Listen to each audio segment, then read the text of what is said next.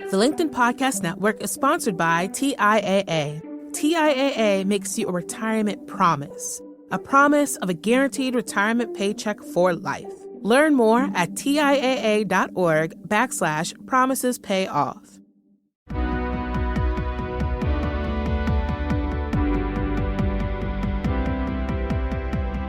I'm Morra Aarons-Mele, and this is The Anxious Achiever.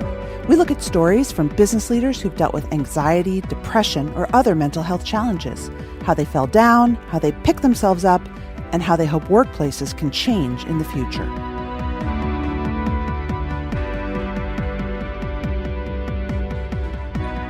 All right, everyone, it's time to start Season 2. Now, for those of you new to the show, we have a point of view around here.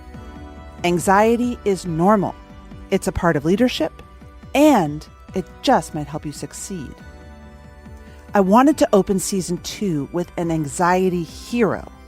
Gabrielle Union is an actress who you all know, whether from her TV show Being Mary Jane or classics I grew up with, we're about the same age, like Bring It On. Gabrielle is also a New York Times bestselling author and an advocate for reproductive rights, sexual assault survivors, and the LGBTQ community.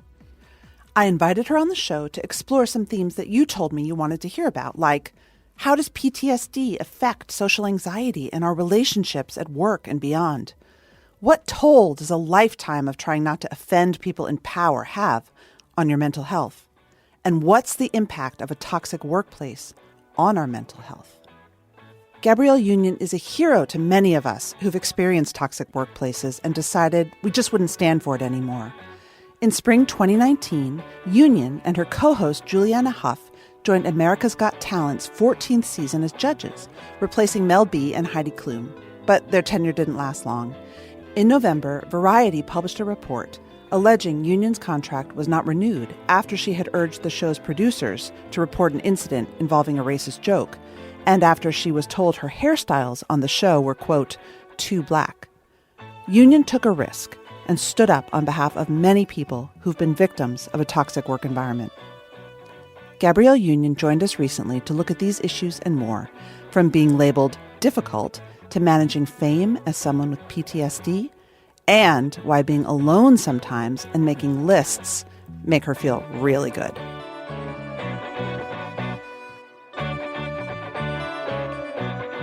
So, Gabrielle, I want to start. How would you define a toxic workplace in your mind, in your experience? You know, I've been in so many. I've been in the entertainment industry for, 25 years. Thank you for that reminder. Ooh, since I'm only 26. So for 25 years, I've worked in the entertainment industry at a lot of different intersections. When I first started, I was a college student, very, bottom of the totem pole.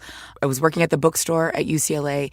And, when I first started, that toxic work environment was loud and blatant and obvious. And the mistreatment was, they dared you to challenge them in a way that you knew not to. So whether that be the overt sexism, the straight up, what are you going to do for me in order for you to have an opportunity, just straight up, in a way that it you'd think it doesn't exist now. It was really like that. Blatant, and this would have been 95. Yeah. So you imagine what it would have been, in when Hollywood first started. The amount of privilege that comes with abusive behavior is wild. I don't even know if I have the right words. It was just open, obvious. Like unapologetic, right? That was my experience. You and I are about the same age. Like unapologetic. Yeah, it was just a part of, it was a Tuesday. It wasn't anything that stood out. It wasn't anything that anyone whispered about. It was just like, I'm doing this to you and you're going to take it if you want this opportunity or if you want your check to clear, or if you want the next job. Right. It's just what it is. And in your industry, how is what happened, and talk about this as much as you want to, how was what happened to you with America's Got Talent both different and similar to what you might have experienced 20 years ago? I mean, what has changed and what hasn't? Well, I wish I had a resolution, and I could be more clear about that situation. What I can say in relation to that experience not being that unique, that it's quite common, with other work situations that I've had, at other studios, networks. The accountability is slow across a lot of industries, right? People who have generally been able to do and say anything they've wanted are very slow to embrace accountability and change. Mm-hmm. Just slow. And still in positions of privilege, so they don't necessarily have to. They generally don't have to until, people stand up and stand together and fight back. Mm-hmm. And we talk about this all the time, because people are afraid of speaking up, and they should be. I'm not going to lie. I'm absolutely not going to lie. We've seen what has happened to the Weinstein, the people who stood up and stood out and put themselves on the front lines. That first round of women that were very vocal, there was a concerted effort, and it all has come out publicly, of hunting those women, yes, of torturing those women psychologically, of tracking them, of making them feel mentally unstable, and then using that perceived instability against them to try to negate their testimony and their truth. What I can say as a truth teller is that there are concerted efforts to hunt you, to track your family members, in an effort to destabilize you, hoping to catch, have a paparazzi or camera person catch you in a moment of despair, and then to use those moments to justify trying to discredit you. So when we talk about being allies and we talk about being truth tellers, understand that the people who get to that microphone first, who are the first people to tell the truth, not just their truth, the truth, are often the first people with their heads cut off. And there has to be people standing behind them saying, me too, this is real, this is happening. Me too has to mean something more than a hashtag, something more than a spiritual movement. It has to be a real movement where the cavalry has to arrive. What do you know? I mean, but even truth tellers have feelings and have anxiety. Yeah. Yeah. I would imagine that, I don't know, but I mean, did the Weinstein trial, did when you read about something that is either a toxic workplace incident, a harassment incident, does it trigger anxiety in you? And what do you do with those feelings? Because you are very much out there on the front lines. Absolutely, because you're seeing what happens in real time. Yeah. That is the point that they're trying to make. I know I'm toxic. I know I do all this, but you see what happens when you speak out about it. So stay scared. No and one don't will do believe you. Yeah, it's supposed to have a ripple effect. It's supposed to send a message to everyone else that you will not be believed. You will be targeted. You will lose your job, future opportunities, your reputation. And they hope you lose your mind, that you lose your soul, that your soul will be for sale in order to keep the status quo in place. That is the goal. Trying to fight past that, that's why I'm like, wow, if not me, then who? I can't just call myself an activist or an advocate and it's really just for retweets and to make sure my timeline is clear and I'm not really taking any risk. What is the point of and I'm using my finger quotes here, making it to kiki with the people who've been oppressing me? Not for me. But for me, success has to look differently. And for me, success has to look like being a real advocate and really being on the front lines and figuring out a way of addressing my anxiety in the face of being a truth teller. Well, how do you? How do you? Besides, imagine you work out a lot, but I work out a lot, but I also where do you put all those feelings? With my therapist. Yeah.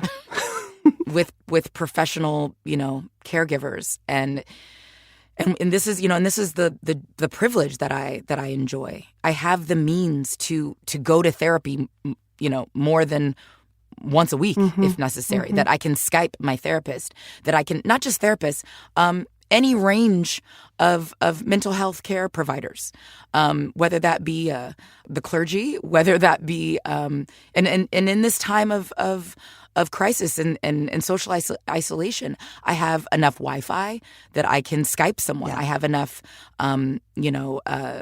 resources that I can reach out to shamans. I can reach out to spiritual healers. I can reach out to mediums if I want.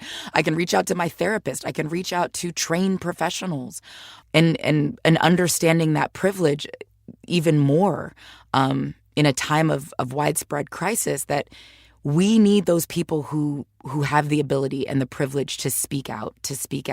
If you have the ability to address your anxiety, and for me to address my PTSD, to address depression, and still fight, we need you. Or something even as recently as last week, where we're at the trying to be better allies to the LGBTQ plus community as parents of a trans child. I'm taking on my former bosses and trying to do what's right, and I was getting pressure to be clear about who I was endorsing for president or who I was voting for before the California primaries, and I was afraid. I was looking at Ava DuVernay's, timeline. She's a friend, and I follow her. And she was being attacked for talking about who she was going to vote for. And I got scared. And I didn't say that I was voting for, Elizabeth Warren. And, when she had to drop out of the race, I couldn't sleep because all I could think about is I'm 47.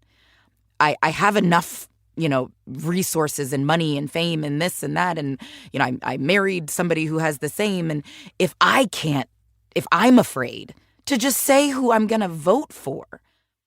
But surely that's okay to say, you know what, I can't take on one more thing. Like, surely that is an important piece of being an adult as well, right? It is. But I have been really challenging myself to really be clear within myself. Was this an act of self-care, or was this just selfish because I didn't want my timeline to be in the shambles? I want to come back to your legendary, frankly, wit. And I read in an interview, I think it was in the New York Times, that you appear to be a natural extrovert. And you're an advocate of sexual assault victims. You've been that way for over 20 years. That when you're out there, when you're talking to people, when you're being that ally, when you're on your book tour, the reporter said you feel a deep need to be emotionally available, open, and talking. But, I've also noticed that you reference social anxiety sometimes. And I wonder perhaps if you are, like me, like many of us, an introvert or socially anxious, and you sort of use your verbal skills and your great social skills almost as an armor, or it's something that you could put on, but you also have to take off sometimes. Yeah. And take that minute. When I was meeting with a shaman, this is where you start to sound like a wacky Hollywood actress. So I was meeting with a shaman. True story, though. No judgment. I was meeting with a shaman, and he said, "You are surrounded by rape energy." Oh, my gosh. And I was like, whoa.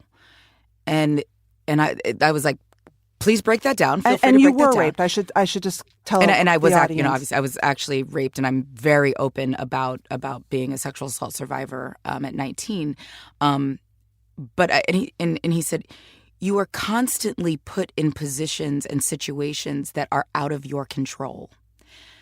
Things are constantly happening to you that you have to deal with, and certainly deal with in a very public way that you did not ask for, nor did you want. And I was like, whoa, that is accurate. And part of that is having to deal with people socially, whether that's at an event that I have signed up for, or randomly in Target or the grocery store, or, last night walking to get, ice cream with my husband. And there is a demand for transparency and access and pleasantness at all times, regardless of what I actually may be feeling. You can't draw boundaries. I cannot draw boundaries because then people will then talk about, there's whole, blogs dedicated to bad experiences with celebrities. And I live in fear of that. Or I live in fear of that one time somebody who is really feeling like they're drowning, really feeling like they are screaming into a hurricane and no one is hearing them, coming across me and needing that connection and crossing me at a time where I might feel like I just don't have it.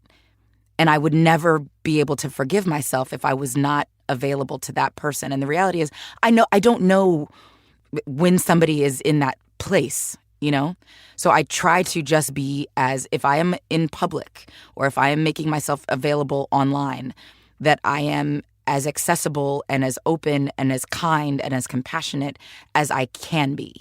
But that just means I have no boundaries.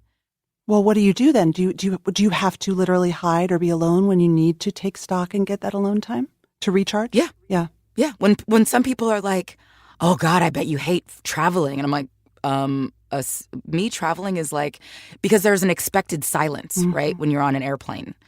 If I have my headphones on, there is an expectation of privacy and solitude that people, for the most part, not everybody, for the most part, respect, right? When I'm in my car, when I'm on the toilet, I just try to stretch those times out as long as possible, But the reality is most of my life is in a public space, even in my own, home. I am called upon to be any and all things at all times, which I think a lot of us Well, you're a can working relate mother, to. right? So at any level, you are always in demand, physically, emotionally, and otherwise. But yeah, boundaries when you have PTSD, social anxiety, fear, like just a fear of a terror, that there is a feeling of terror in my entire body when my arms can go numb and my fingers feel tingly and my armpits itch and it's flop sweat all over my body. When someone can touches my shoulder, right? Whether that's my husband, when I'm just not expecting him, or a stranger, the response is the same. The physical response is the same. And everyone's like, oh, I didn't mean to, scare you. And they get offended. Like, how dare I have this reaction? I even deal with this with Dwayne.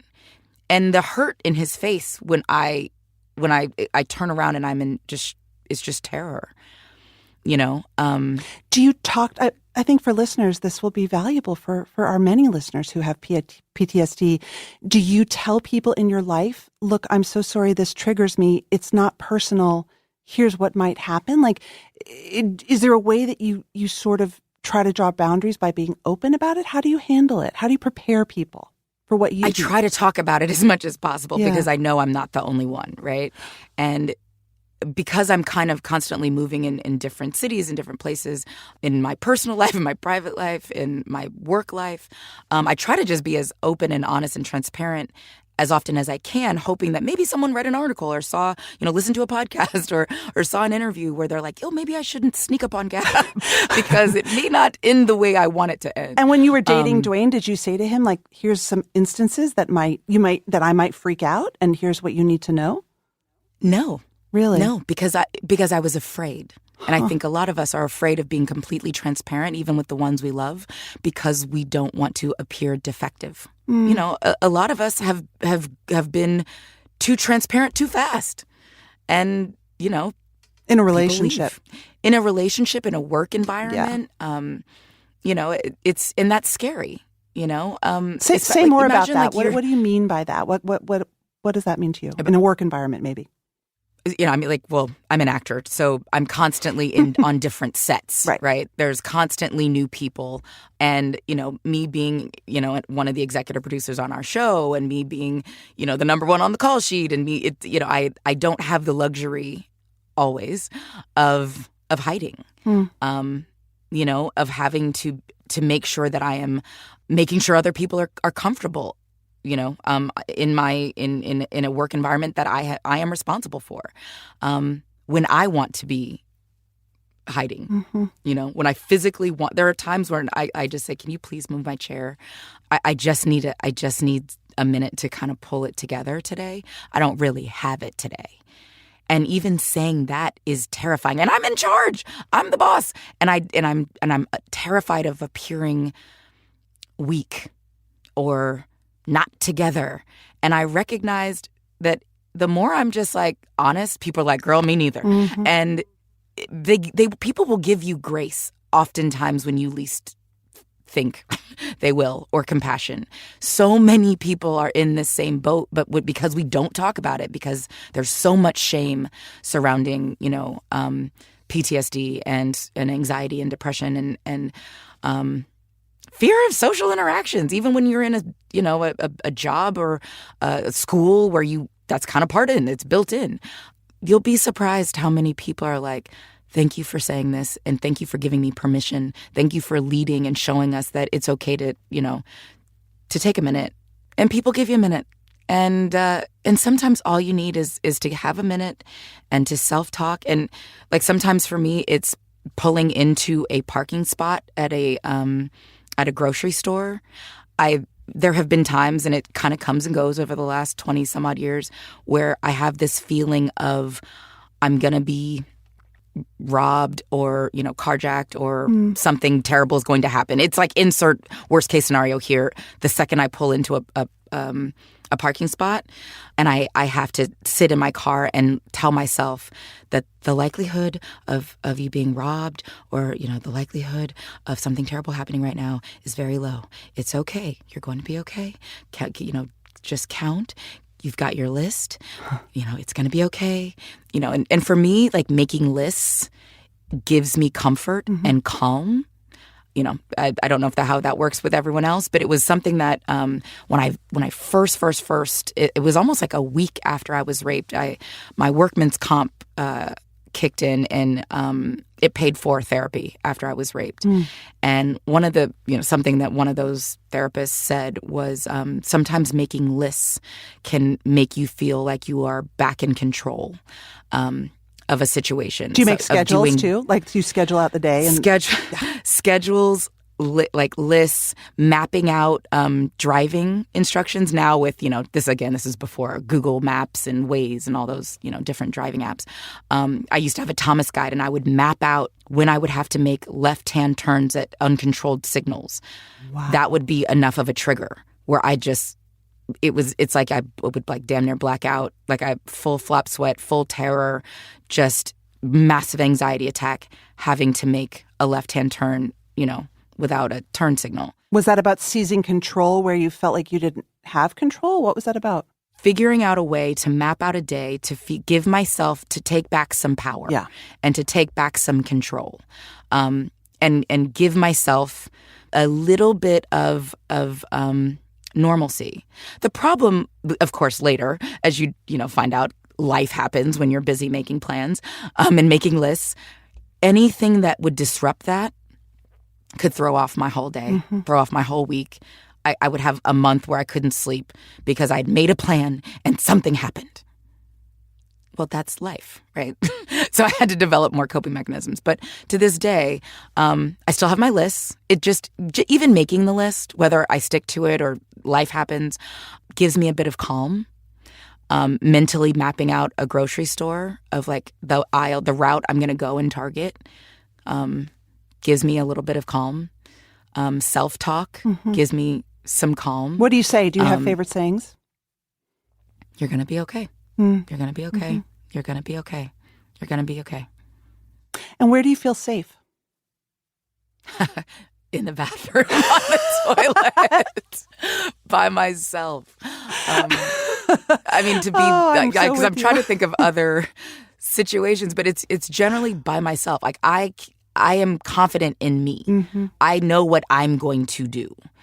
I don't always know what anyone else is going to do. Like I would love to say that my child offers, me some comfort, but I don't know if anyone follows my child, Kavya James. She has her own They're not robots, are they? They are not robots. She does exactly what the hell she pleases. And it gives me a lot of anxiety. So no, I mean, it's my husband. He does what he wants to do. Everyone, they're their own people. I take comfort in me. I take comfort in my soul. That I know that when I wake up, my intention is not to do harm to myself or to anyone else. And that gives me peace. That gives me feelings of protection. That gives me feelings of comfort. Listening to, YouTube has, 1,001 suggestions, but meditation music that is like, that says healing and grounding, protective meditation music, right? Like calling on the universe. The warm light flooding your body. Yes. I don't know. I couldn't tell you my seventh chakra from my fifth. I don't know. I don't exactly know how far my aura goes. But just the idea of it is comforting. And sitting on the toilet, listening to that music, playing Words with Friends, locking the door so no one is opening it. That is where I feel my most peaceful.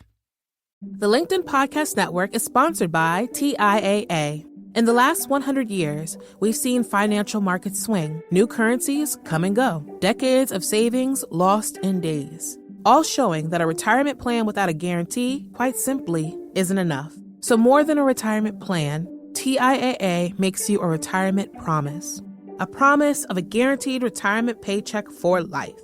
A promise that pays off. Learn more at TIAA.org/promisespayoff.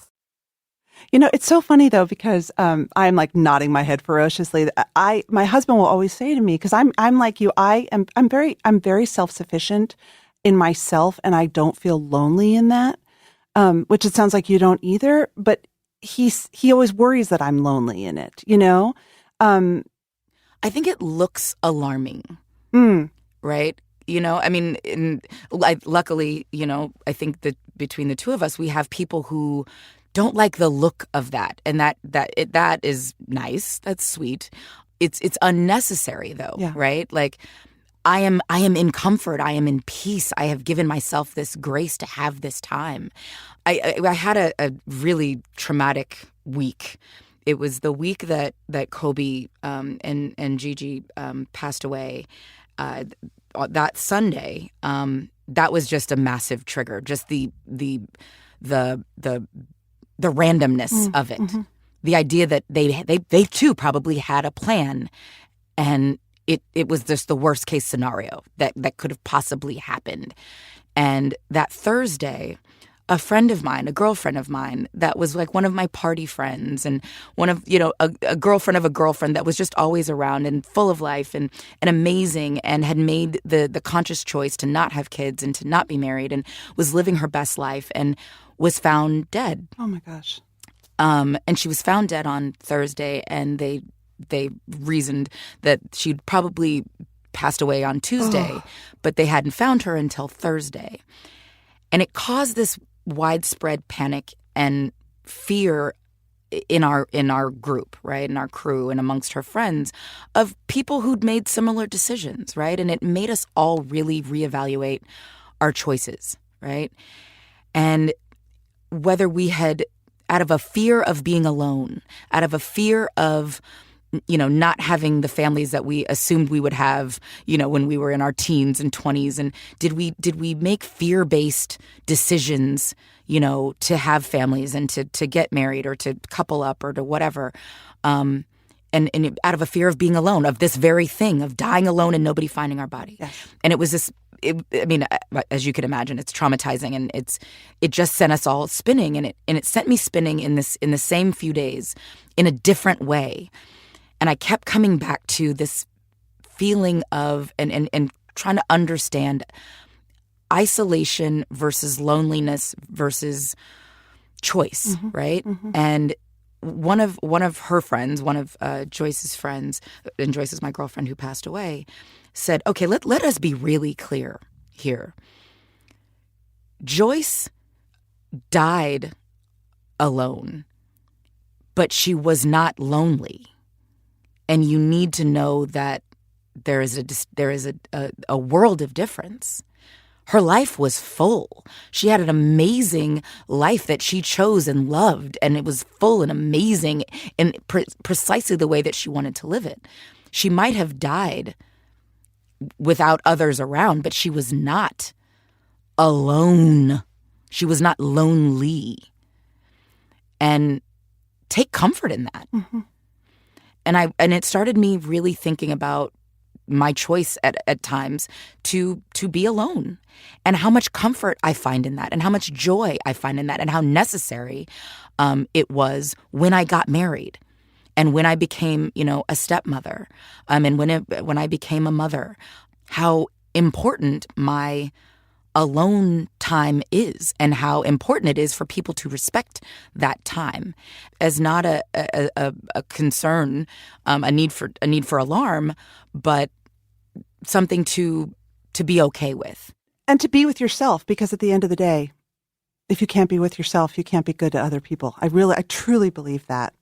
The last thing I want to ask you about, you gave a speech in 2012 that it seems to me was a real turning point in your life at the Essence Black Women in Hollywood luncheon. And I watched it, and when you wrote about it, and it seemed like you were emerging a little bit from a hiding place, and that you hinted at this, that you had been sort of hiding behind your wit and your ability to talk about other people, maybe in Hollywood, in your profession, in a way that was very entertaining and very funny, but also built distance and almost like took humanity and community away from other actresses and you. Mm-hmm. And then you just sort of unmasked it all, and you said, this is crazy. This is wrong. Instead of going after each other, we have to be in community together, especially as Black actresses. You got a standing ovation. If I'm not wrong, Oprah started to tear up with Gayle King. What inspired you to just go for it and stop and stop? And it seemed you said stop working from a place of fear and maybe hiding behind your personality almost. Yeah, I mean, I had gone through divorce. A show I had been on got canceled. I was in deep therapy, and I was starting to work with a life coach. And just, not being able to identify, she said, make a list of 10 things that make you happy. And I couldn't. My first few things were food items. And one of those was like a fake food item. It was like fake imitation crab. And she was like, well, I don't even know where to begin with you. It started there, really doing a deeper dive of how did I get here? It's easy, when you reach rock bottom and like with a divorce and, when everybody is doing foul things and bad behaviors all around but if I get to the microphone first and I'm the more famous person, it's very easy to be like, all him, none of me, I am the victim, he is the villain, and let me skate scot-free because my brand will be buoyed by me being the victim in this, marital discord, right? And that's an age-old, PR playbook that everyone, a lot of people use, not just people in Hollywood. And I kind of wanted to face myself because even though I could get to the microphone first, it wasn't him, all him. There was a lot that was me. And I was just sick of lying. I was sick of being that kind of, victim. I wanted to be a survivor of my own life. I'm not just, laying here and all these things are happening to me. That was part of it. Again, toxic work environments, toxic relationships, making peace with the toxic parts of my childhood and my upbringing. But at some point, there are things that I contributed that were toxic to all of those things. And it's time to be honest, to be given an award about like fierce and fearless, but I'm going to just get up here and lie, and I'm just going to speak in these odd cliches in a room full of people that I love, in a room full of people that I might have also maligned, in a room full of people who I am inspired by and scared of. What is the most impactful thing I can do with my time with this microphone? If I'm really doing the work, how about I try the truth? And to get that kind of response to the truth and being transparent really changed everything for me. And it made me realize I was on the right path, that truth and truth-telling and transparency and sharing this in community, whether that's community of Black actresses, Black women, the Black community, women, the global community, whatever that where all of my intersections all meet, I get so much more fulfillment from telling the truth and creating more community and knowing that my words might be of help or of service than any check I may cash. And when I got to that realization that my joy can't be bought, my joy comes from peace and joy and grace. And whether that's what I'm offering myself or what I'm helping, hopefully, to facilitate with other people, there has to be a different definition of success for me. Because there's too many of us out here walking wounded, trying. And success perhaps is building community. And the first step is just talking, connecting, communicating, telling the truth so somebody else can feel comfortable to tell their truth. So then somebody else can feel comfortable to get help. And then once you get help, you can figure out how to tell people to get help. And then, and then it goes on and on. You share resources and you share coping mechanisms and you do podcasts and you do all of these things that create a bigger island. Right. So when you felt like you were alone on that island, you're like, it's overpopulated. Look at all of us here trying to get help and offer help and get healing. And look at us all. Even us another bathroom way. hiders. We have a community of bathroom Exactly. hiders. Absolutely. Because when you're in the bathroom, you might have your phone. You might be tweeting. You can tweet out, links to resources. Or maybe you can talk about who you are going to vote for. Because maybe creating a sense of community that's going to stand up to bullies, maybe that was the way, and we'll never know. And maybe this is a massive learning lesson that if you stand together in your truth, whatever that may be, we are so much more powerful and unstoppable than when we choose fear. And I'm speaking to you from the front lines of somebody who at 47 caved to fear, at 17 caved to fear, at 27 caved to fear. And every day I make the choice. And some days are better than others. So, you have to let yourself off the hook at times as well, but also hold yourself accountable. Yeah. And just vow to do better today than you did yesterday. Know that your collective truth is power, is healing, and it makes a freaking difference. It really, really does. Oh, Gabrielle Union, thank you. Thank you so much for spending time. I wish you good health, lots of space, and you're such an inspiration. Thank you. No, thank you so much.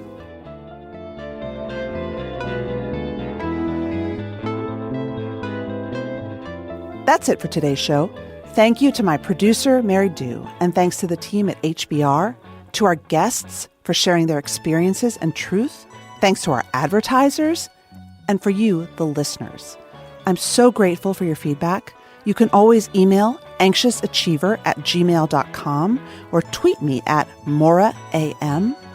And if you love the show, tell your friends or subscribe and leave a review.